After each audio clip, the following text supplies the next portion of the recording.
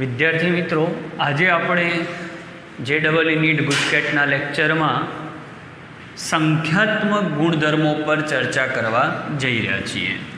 તો સૌથી પહેલો પોઈન્ટ, સંખ્યાત્મક ગુણ કોને કહેવાય? તો દ્રાવણના જે ગુણધર્મો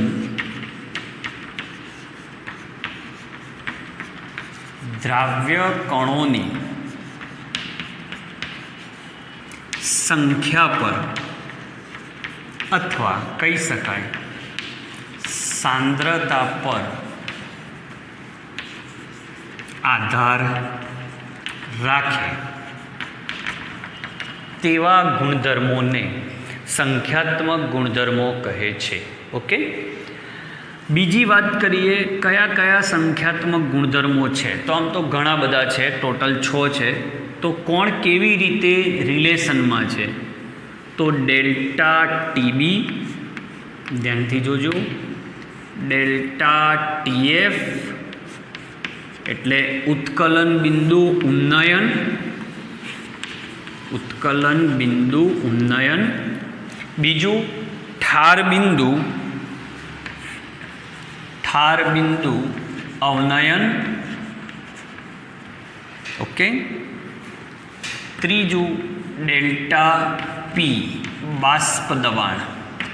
ચોથું અભિસરણ દબાણ પાઈ.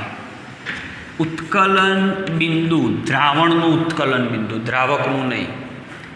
આ બધા સંખ્યાત્મક ગુણ એવા છે જે કણોની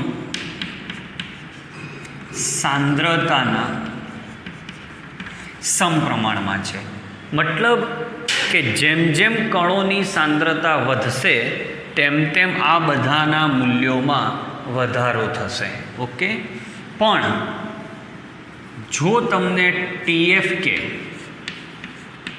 કે ઓનલી બાષ્પ દબાણ કે આ બાષ્પ દબાણમાં થતો વધારો કે ઘટાડો છે, આ ઘટાડો છે ઠાર બિંદુમાં, આ ઉત્કલન બિંદુમાં વધારો છે, આ ખાલી ઉત્કલન બિંદુ છે, તો આટલા પોઈન્ટ એ કણોની સાંદ્રતાના સમપ્રમાણમાં છે.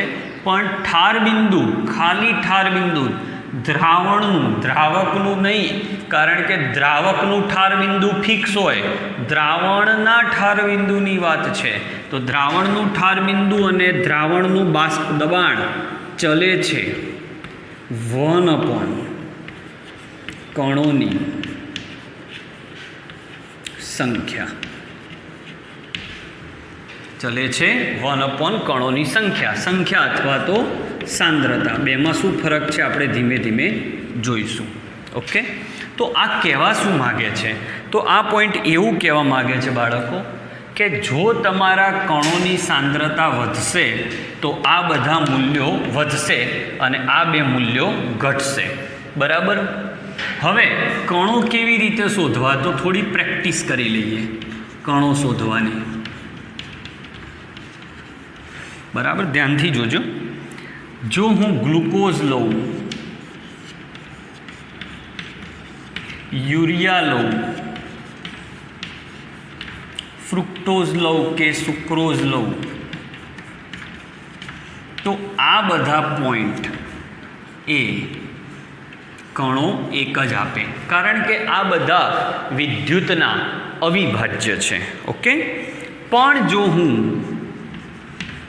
KCl, NaCl વગેરે જેવું લઉં તો કણોની સંખ્યા 2 આવે, K+, Cl-, Na+, Cl-. Okay, ત્રીજો પોઈન્ટ, જો તમે KCl, NaClની જગ્યાએ આવું લો, BaCl2, CaCl2, તો આમાં કણોની સંખ્યા 3 આવે. AlCl3 લો તો કણોની સંખ્યા 4 આવે, કારણ કે 1 વાર Al અને 3 વાર Cl એ રીતે. પછી જો હું અહીંયા K4 FeCN6 લઉં તો કણોની સંખ્યા 5 આવે. કેવી રીતે? તો 4 વખત કે અને આખો કૌંસ 1 વાર. તો ટોટલ 5. એ જ રીતે તમે અહીંયા Al2SO4 થ્વાઇસ લો તો આમાં કણોની સંખ્યા 3 ના 2 5 આવે. ઓકે, તો આ રીતે કણોની સંખ્યા આપણે શોધવાની છે. હવે આ કેવી રીતે આપણા પ્રશ્નોને અસર કરશે એની ચર્ચા આપણે કરીએ. હું સાઈડમાં ખસું છું, તમે સ્ક્રીનશોટ લઈને તમારા ચોપડામાં લખી લેજો. પ્લીઝ સ્ક્રીનશોટ આનો લઈ લો.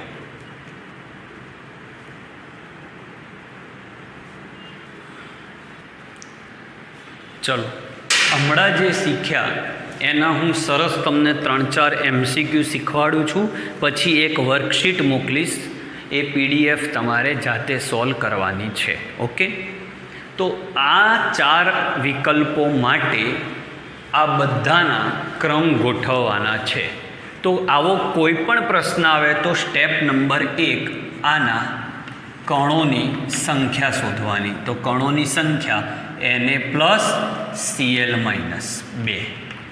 યુરિયામાં કણોની સંખ્યા 1.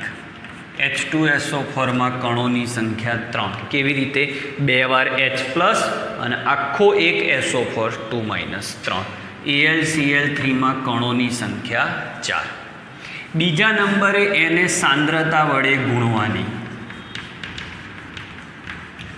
તો સાંદ્રતા 0.1, 0.1, 0.1 અને 0.1 અને ઇક્વલ 0.2, 0.1, 0.3 અને 0.4. હવે મેં હમણાં જેમ શીખવાડ્યું એમ બાષ્પ દબાણ અને ઠાર બિંદુ બાઠા. શું યાદ રાખવાની ટેકનિક? બાઠા. બાષ્પ દબાણ અને ઠાર બિંદુ એ કણોની સાંદ્રતાના વ્યસ્ત પ્રમાણમાં હતા. એટલે જેમાં કણોની સાંદ્રતા સૌથી ઓછી આવી હોય, જો આ કણોની સંખ્યા કહેવાય, એને સાંદ્રતા વડે ગુણું તો એને સાંદ્રતા કહેવાય. ઓકે, તો આપણે કણોની સંખ્યા ઓનલી નથી જોવાની. નોર્મલી બાળકો આવું કરતા હોય છે ભૂલ, કે ખાલી કણોની સંખ્યા જોવે, પણ એનાથી નહીં ચાલે. કણોની સંખ્યા ગુણ્યા સાંદ્રતા. કારણ મિત્રો અહીંયા તમારે અલગ અલગ વિકલ્પ આપ્યા હોય તો શું થાય હમણાં આપણે જોઈશું. ચલો, તો આ 4 ઓપ્શન છે, ક્રમ ગોઠવવાનો છે. તો યાદ રાખો, બાઠા બાષ્પ દબાણ અને ઠાર બિંદુ એ કણોની સાંદ્રતાના વ્યસ્ત પ્રમાણમાં હોય. તો કણોની સાંદ્રતા સૌથી ઓછી કોની? તો ઓપ્શન બી. તો એનું ઠાર બિંદુ કેવું? સૌથી ઊંચું. એમાં બાષ્પ દબાણ કેવું? તો ઊંચું. આ 4ની સરખામણીમાં. ક્લિયર? તો આ બેનો જવાબ શું આવશે? તો ઠાર બિંદુ અને બાષ્પ દબાણ એ કણોની સાંદ્રતા જે છે એના વ્યસ્ત પ્રમાણમાં છે, તો બી આગળ આવશે સૌથી. પછી બીજા નંબરે આવશે એ. પછી આ બેની અંદર સી અને ડી.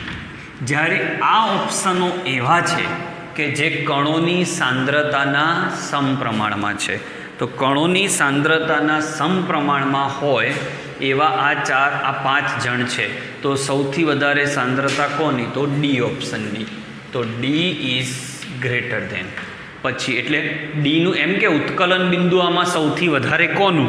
તો ડીનું. પણ ઠાર બિંદુ સૌથી વધારે કોનું? તો બીનું. બાષ્પ દબાણ સૌથી વધારે કોનું?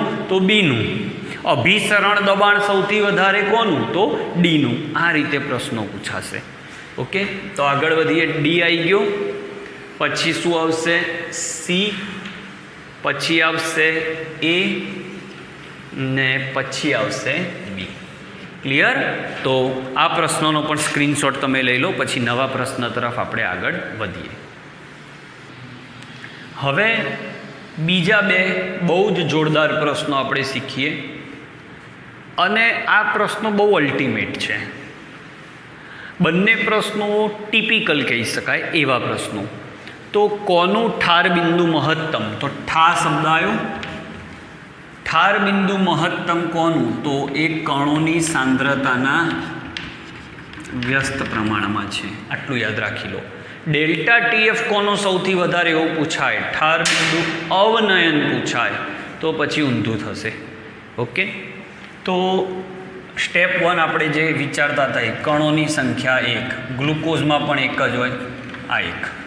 હવે તમે કહો સાંદ્રતા, તો સાંદ્રતા તો કે ગુણ્યા 1, અહીંયા કહો 1 અને અહીંયા કહો 1, તો જવાબ ત્રણેયનો સરખો આવે એટલે તમે જવાબ ટીક કરીને આવશો ડી. ઓકે, પણ હવે સાંભળજો, જવાબ ખોટો છે, ડી ના આવે. એનું શું કારણ? તો એનું એક કારણ એ છે કે જે અહીંયા ગુણ્યા 1 કર્યું એ ના ચાલે, કારણ કે અહીંયા જે 1% છે એ 1% શું છે? વજન છે. તો વજનને મારે મોલમાં ફેરવવો પડે, તો એક વજન હોય તો યુરિયાનો અણુભાર 60, ગ્લુકોઝનો 180 અને સુક્રોઝનો 342. બરાબર, એટલે આ ભૂલ થઈ શકે એવો MCQ છે, એટલે મેં તમારી સામે રજૂ કર્યું. હવે આ જે 3 ઓપ્શન છે, તો અહીંયા તમે જો છેદ નાનો છે, ઓકે, એટલે એ હાઈએસ્ટ હશે. તો ઠાર બિંદુ મહત્તમ કોનું? તો જેનો છેદ મોટો હોય. છેદ મોટો હોય એટલે જવાબ નાનો, તો જવાબ આવશે સી. એના પછી સૌથી વધારે સી, એના પછી આવશે બી, 180 છે એટલે પછી એ આવશે. ઠાર બિંદુ કોનું મહત્તમ એવું પૂછ્યું છે, મતલબ ઘટાડો સૌથી વધારે આ TF પૂછ્યો છે, ઠાર બિંદુ. ઓકે, તો એના માટે તમારે આ રીતે જોવાનું રહેશે. ઠા તમે જેમ જેમ પદાર્થ અંદર નાખતા જશો એમ TF નીચું આવતું જશે. મહત્તમ મતલબ કે મહત્તમ ઘટાડો, ઋણ મૂલ્યમાં મહત્તમ પૂછી રહ્યો છું, બરાબર. એટલે શું થાય કે આ જે છે આમાં કણોની 342 વડે ભાગશો એટલે છેદ બહુ મોટો છે, એટલે એનો જવાબ નાનો આવશે. ઓકે, એટલે સાંદ્રતા ઓછી હશે, એટલે TF ઊંચો રહેશે. જેમ તમે કણો સાંદ્રતા, અહીંયા જો આની સાંદ્રતા સૌથી વધારે છે, ઓકે, તો જેટલી સાંદ્રતા વધારે હશે એટલો ગેપ વધતો જશે. એટલે ડેલ્ટા TF વધારે કોનો એમ પૂછો તો એ આવે, પણ તમને ખાલી ઠાર બિંદુ પૂછ્યું છે, તો આ 3માં મહત્તમ કોનું? તો જવાબ સી આવે. તો CDA, તો જવાબ ડી નહીં આવે. ક્લિયર? બહુ જ જોરદાર પ્રશ્ન. હવે આ જ પ્રશ્ન જો હું અહીંયા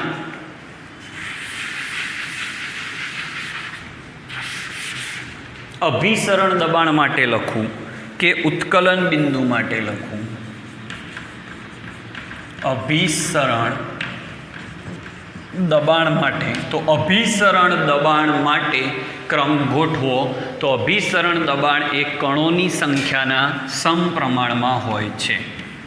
તો સૌથી વધારે હવે કોણ આવશે? તો જેનો છેદ નાનો, તો જવાબ એ, પછી બી, પછી સી. ઓકે, યાદ રાખજો, ઠાર બિંદુ અને બાષ્પ દબાણ એ આનાથી ઉલટો જવાબ આપે, જ્યારે ઉત્કલન બિંદુ દ્રાવણનું અને અભિસરણ દબાણ એ કણોની સાંદ્રતાના સમપ્રમાણમાં છે. ઓકે, તો એક પ્રશ્નમાંથી તમે 50 MCQ પણ બનાવી શકો છો.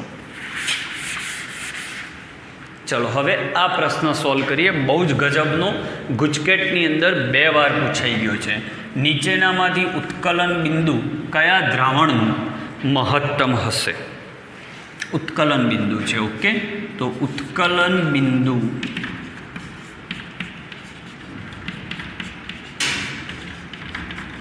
કણોની સાંદ્રતા, તો જેમ આપણે જાણીએ છીએ ગ્લુકોઝમાં કણ 1, આ 1, NaClમાં 2 અને આ 2. હવે આ તો કણોની સંખ્યા થઈ, એને 1 વડે ગુણશો સાંદ્રતા વડે તો બધામાં સરખું આવે. તો આમાં 1 ગુણ્યા 1 1 આવે, 1 ગુણ્યા 1 1 આવે. અહીંયા 2 એકા 2 અને અહીંયા 2 એકા 2. તો આ 2ના મૂલ્યો આ 2 કરતાં વધારે, એટલે જવાબ સી અને ડી નહીં આવે. એટલે આને ભૂલી જાઓ. હવે તમારી પાસે ઓપ્શન એ છે, 1 મોલર NaClનું જલીય દ્રાવણ જેની ઘનતા 1 ધારેલી છે, આપવી જ પડે ઘનતા, નહીં આપે તો જવાબ ના આવે. બી 1 મોલર NaCl, તો હવે જુઓ તો કણોની સંખ્યા 2, અહીંયા પણ કણોની સંખ્યા 2, અહીંયા સાંદ્રતા 1 મોલર, અહીંયા સાંદ્રતા 1, તો અહીંયા 2 અને અહીંયા 2 ફસાઈ ગયા. હવે જવાબ શું લાવશો સાહેબ? તો અહીંયા મોલારિટી છે અને અહીંયા મોલાલિટી. તો ઘનતા જ્યારે 1 હોય ત્યારે molarity is greater than molality હોય, કારણ મોલાલિટીની વ્યાખ્યામાં કરતાં વધારે સાંદ્ર હોય જ્યારે ઘનતા 1 હોય. ઓકે, તો એ ઓપ્શન એ વધારે સાંદ્ર કોના કરતાં? બી. તો જવાબ આવશે એ. ઓકે, બહુ જોરદાર કોન્સેપ્ટ. ઘનતા જ્યારે 1 હોય ત્યારે મોલાલિટી કરતાં વધારે સાંદ્ર કહેવાય, કારણ કે આમાં દ્રાવકનું પ્રમાણ 1 કિલોગ્રામ હોય છે. ઓકે, તો આ MCQ પણ સ્ક્રીનશોટ તમે લઈ લો.